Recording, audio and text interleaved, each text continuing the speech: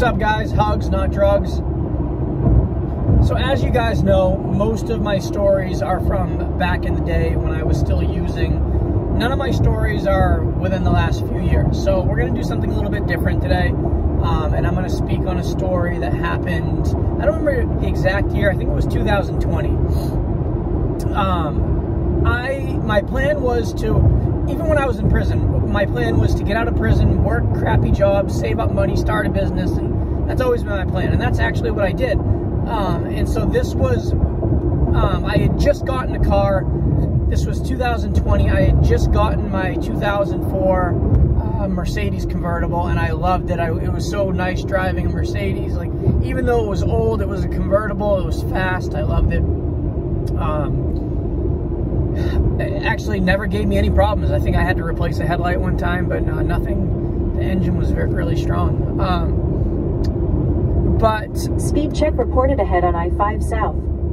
So I'm in the process of applying for jobs, not having much luck. Now, when I was in the rehab, okay, when I was in rehab, I had a friend. His name was Aaron. Aaron actually died of cancer. He was healthy one day, got cancer, and like died a couple months later. It was crazy how it happened. But Aaron was like a mentor of mine, was really saw something in me, saw that I desperately wanted to get sober, saw that I was trying to put drugs, specifically fentanyl, heroin, behind me. And he saw that in me, and he wanted to help me, and he did help me. When I was in rehab, he came, even though he didn't like me smoking, he brought me cigarettes, gave me like 20 bucks or whatever, would let me use his truck when I got out of there, would let me use his truck, and I drove him around all of his cancer meetings and his therapies and stuff. But so Aaron was somebody that looked out for me. If I needed something, he would give it to me. And Aaron knew that. Aaron knew that to help somebody who is a drug addict, you basically just need to say, hey, what can I do for you? Just do it. You need a ride here? Okay. You need a place to stay? Okay. You know what I mean? Like, Aaron knew that. And that's what people need when they're getting sober. They need somebody to just say, what do you want me to do, and I'll help you do it. And the drug addict already knows what they need. So the drug addict said, this is what I need, and that's what they need. As long as they're not asking for more drugs. But yeah, so and me and Aaron went to the same church. We went to Grace Community Church in Oceanside. It's a big circular building on El Camino Real, really good church. But and that's how I met him. I met him at the church. He was married to this woman, Diane. Diane's still there. Aaron died. But so when I was in rehab, Aaron would come and visit me. Now, when I got out of rehab, Aaron said, hey, I'd like to bring you out to eat, and we're going to go to a, I don't remember, no, it wasn't a Bible study, but it was all the guys that were in our Bible study. We went to this restaurant. They said, Aaron said, I want to bring you to this restaurant. It's called Tip Top Meats. Aaron was a big guy. He loved to eat. His thing was like barbecuing. He had a smoker. He'd make salmon. He'd make all these different meats. He loved meat. And so he wanted to bring me to Tip Top Meats. Tip Top Meats is a deli/restaurant in Carlsbad, right on Palomar Airport Road. It's been there for years. It's a staple of the community. The owner, his name is Big John. Big John, I think they call him Big John because he's big. He's got these gigantic hands. And Aaron was explaining this to me, that Big John is, you got to see his hands. You got to see his hands. He kept talking about his hands. I'm like, all right, let me see. I was like, wow, yeah, he's got big hands, yeah. And but Aaron loved this place. He talked highly about it. Great food, great people, and they were very welcoming to the Christian community. And so when we went there to eat, we had our church people there, and there was also other church people there from other churches, like, because they had their Bible out. You could see people praying, and I see a family over here that praying. I see a family. I'm like, oh, this is very Christian friendly, right? And I thought, oh, Big John must be a Christian. Big John, I don't think is a Christian, and I'll get to that in a minute, but he might be. I highly doubt it, but And so I'm like, wow, these are really good people. So when I was in my search for a job, I was browsing through Indeed, I think it was Indeed, and I saw an ad for a job at Tip Top Meats. It was for a dishwasher. And I thought, wow, and I'm thinking, this must be a gift from God. That's what I'm thinking at the time. I'm like, Tip Top Meats, that's where Aaron brought me. Aaron wanted to get me sober. I'm on my path to sobriety, trying to start my business. I'm going to apply at Tip Top Meats because I think this would be a great place to work and build my faith and save money. And these are good people. They got Christian groups eating there for lunch. I looked at it as a good opportunity. So I apply, and I get a response, and it's from Big John's daughter, who is the assistant manager or general manager, but she's the one who does the hiring.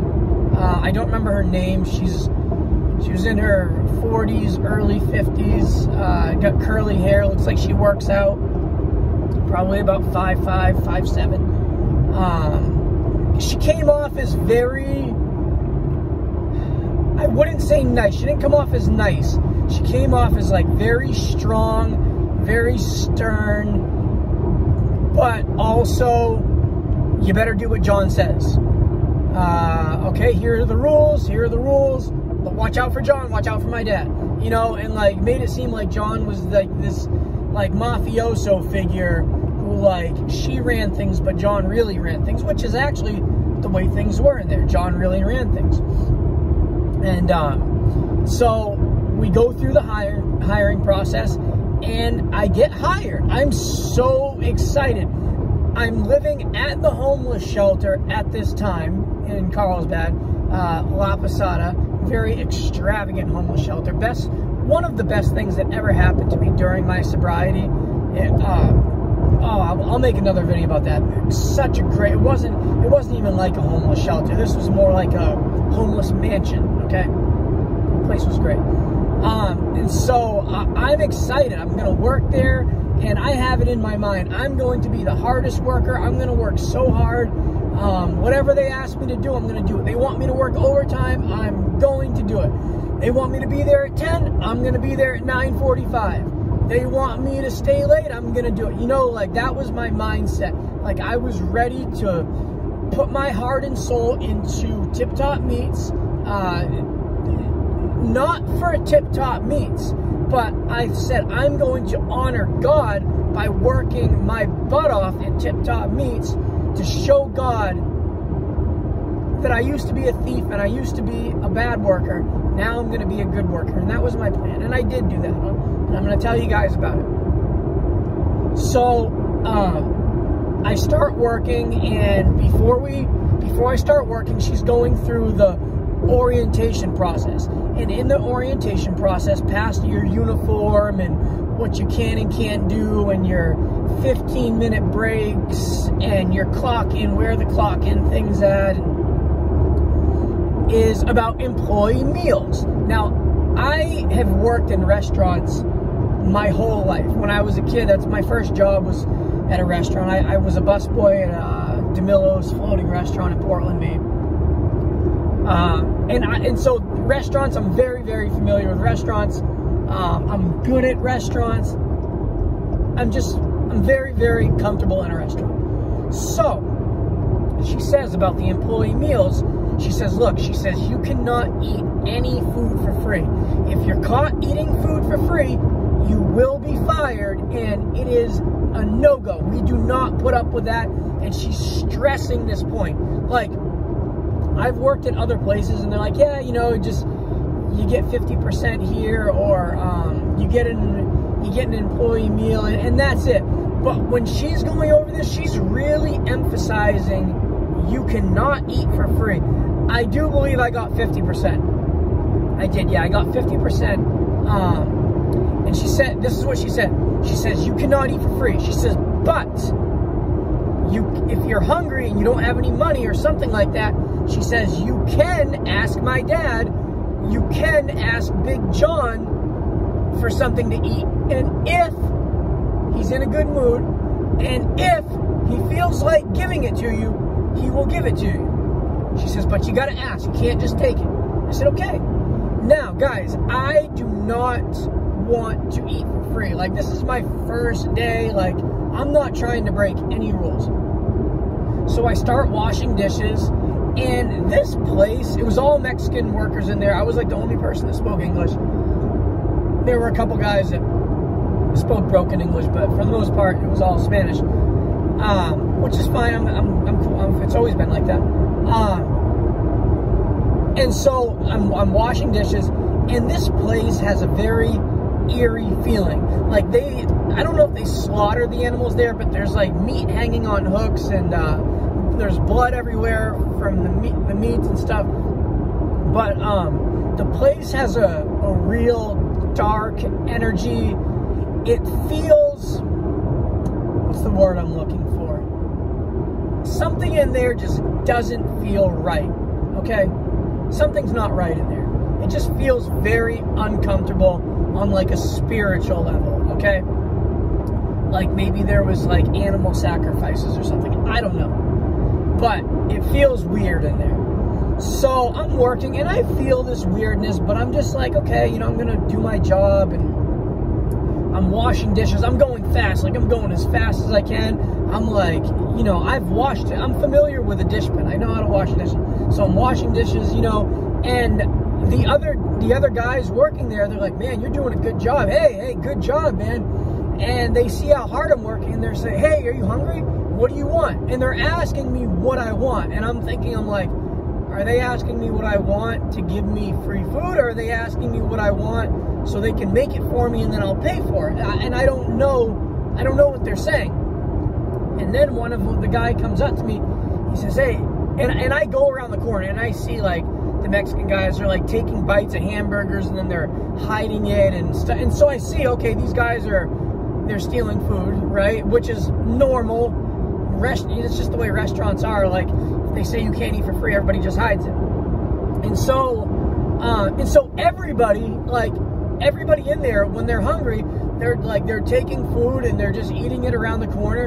And the reason why they can do it around the corner is because Big John is there, and Big John is like, he just sits there in a stool and kind of just like watches things, kind of nods off. Looks like he's like on some sort of tranquilizer because he's like falling asleep standing up.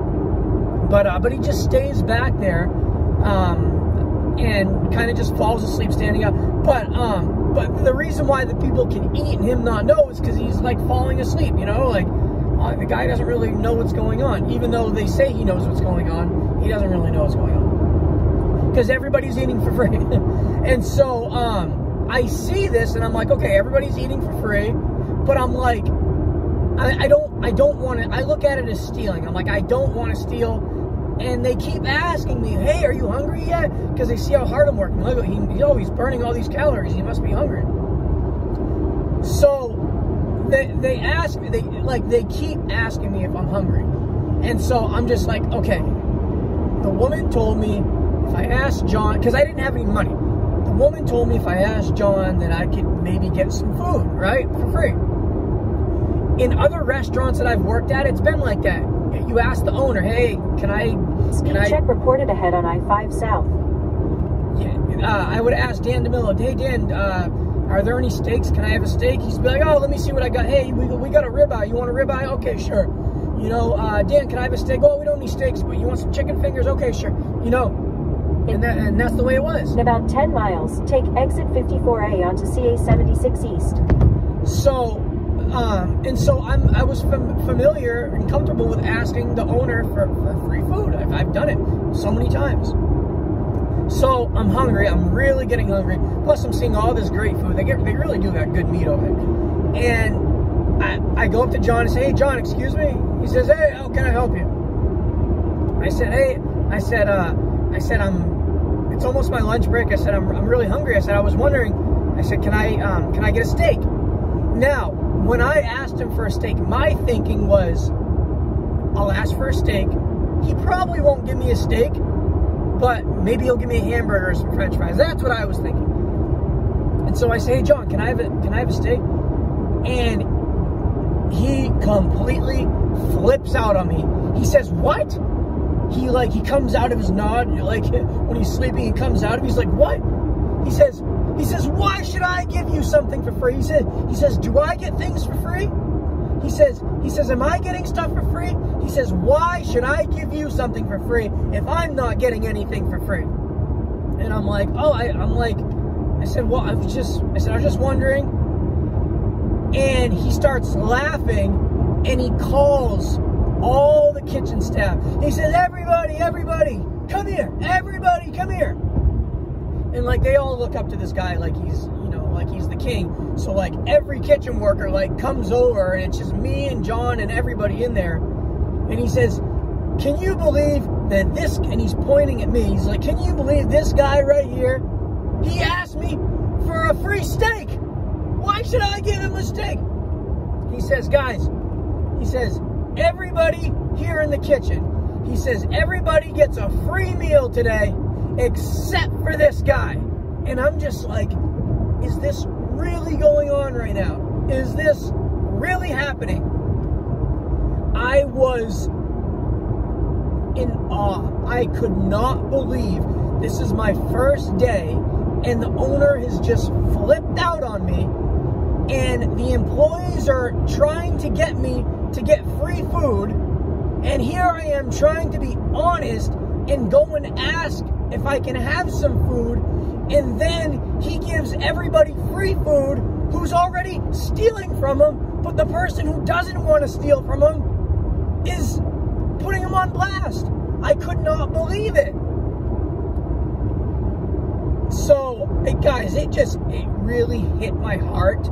I was like, I didn't cry, but that's the way I felt. I'm like this hurts. Like, this is crazy. Like, and I just started praying, and I was just like, God, like, thank you for I was just saying, God, thank you for this job. Thank you that at least I'm making money today. Thank you that I started thanking and praising God for everything that I had. Instead of being and talking to God about what I don't have, I just immediately started getting into praise mode and just started praising God for everything I had. Thank you, God, I have a car. Thank you that I'm sober. Just everything, right? And so I let it go, but as much as I could, like, it was still really bothering me. And so everybody went home, and I had to stay.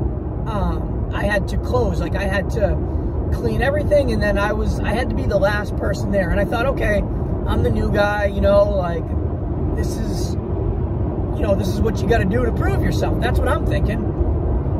And it kind of was, sort of. So I did, and I worked hard, and I closed the place, yeah, and so I was the last person there. Well, guys, when you're the last person there, all, like, I don't know if it's the manager, whoever's up front, like, their duties are to close all the windows, because, like, the doors are already locked. Like, once I leave, there's, like, one more person there, and then that's it. And so all the windows are shut, all the doors are closed, there's no wind coming in, there's nothing, right? And like I said, this place had a strange feeling, okay? So, as I'm getting ready to leave, you got the restaurant in the back, and then when you leave, you got to walk through, darn it, you got to walk through the supermarket area. And so I get done with my duties, and I clock out, and I'm like, I'm leaving, and like I said, there's this eerie feeling about it, right, about this place, and I just want to hurry up and get out of there. I don't like the feeling of being there alone. It just feels weird. So I start walking, and as I'm walking through the aisle, 2 boxes drop on the floor, right? I don't remember what it was. Maybe it was pancake mix or something. I don't know what it was. But 2 decent-sized boxes drop on the floor. I'm like, oh, I must have brushed up against them and hit them over. So I pick up the boxes and I put them on the shelf. And when I put the boxes on the shelf, more boxes start flying off the shelf. And I'm just like, oh my gosh. And immediately I know this is an evil spirit. Like this is not normal. This is paranormal, right? Immediately, like I didn't even have to think about it. Like I knew, like this is an evil spirit. And so I don't remember if I picked up the rest of the stuff or what. And I just got out of there as fast as I could, right? And I get out, I get to my car, and I'm just like, oh my gosh, that place has got an evil spirit, right? And like, that was crazy. Yeah, and so I go home, and I'm scheduled to work. In 2 miles, take exit 54A onto CA 76 East. So I'm scheduled to work the next day, and I go to work, and the manager, she calls me in the office, and you know, and I'm thinking, I'm like, okay, she's gonna talk to me about, you know, the asking John for food thing, or maybe she's gonna fire me. That's what I thought, right? And I get into the office, and she says, hey, sorry, but you are not what we're looking for, and here is your check. Didn't take out any money for taxes, paid me straight up, probably so they didn't have to claim me. But yeah, didn't take out any money, just gave me a check and sent me on my way. I didn't say nothing bad to her, nothing. I just thought, like, wow, like... Continue straight, then use the right lane to take exit 54A onto CA 76 East. I just thought, like, wow, like, here I am. I did the right thing, and I'm getting fired for doing the right thing. Yeah, guys, so that's my story at Tip Top Meats in Carlsbad. Hugs, not drugs. Bad people, good food. Stay in the second lane from right.